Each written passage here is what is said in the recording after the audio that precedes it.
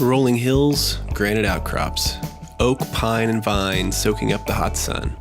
This is the Sierra foothills, where some of the oldest Zinfandel vines in the world are found.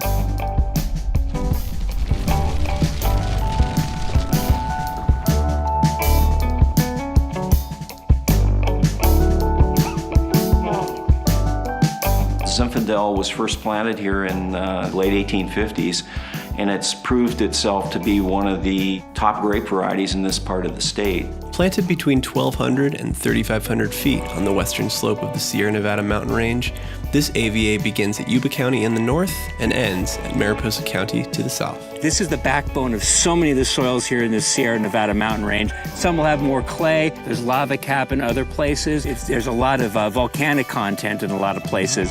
But here, this is a very, very pure blonde decomposed granite. In addition to the soil, cool evenings and a drop in temperatures before harvest allows Zinfandel grown in this region to retain a ripe fruit with excellent acidity that's harvested later than most in the rest of the state.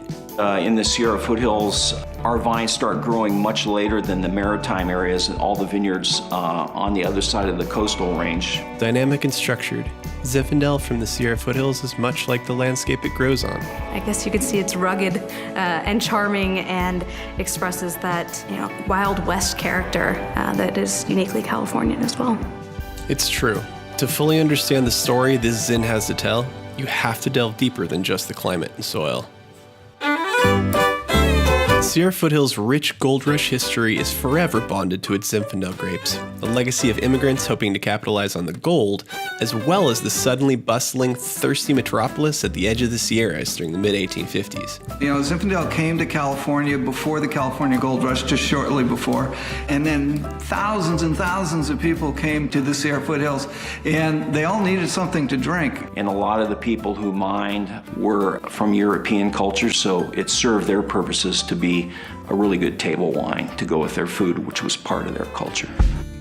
A century and a half later, Sierra Foothills Zinfandel has come a long way. People are making much more serious wines out of Zinfandel now. We have older vines to work with, and we don't make wine just as table wine anymore. We try to make wine that is more serious, complex wine that has ageability, that's world class. You have vineyards that are upwards of 3,000 feet in elevation that mimic kind of the northern slopes of the Rhone Valley. And then 10 minutes down the road, you're working on a vineyard grown in quartz that mimics a completely different part of the world.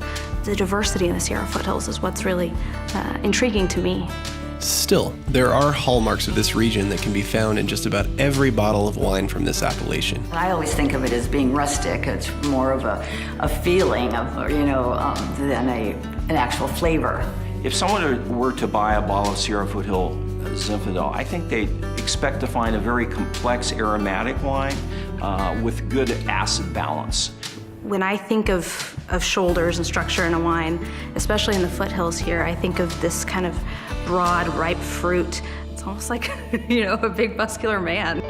But Sierra Foothills Zinfandel isn't just muscle. With so much old vine in the region, you can find a wine as complex as you want it to be. Zinfandel, when it's old, produces a very elegant wine. So you just get these mouth-watering, complex wines that will search out those different characters in the food that you're serving it with. With such a diverse flavor and rich history profile, it's easy to see why the Sierra Foothills is one of the premier Zinfandel growing regions in the world. There are more vineyards just like this, except at different exposures and different sites, different soil types, offering a wide range of totally interesting flavors, which I absolutely invite you to explore. Get yourself out here to the Sierra foothills because you'd be really, really impressed.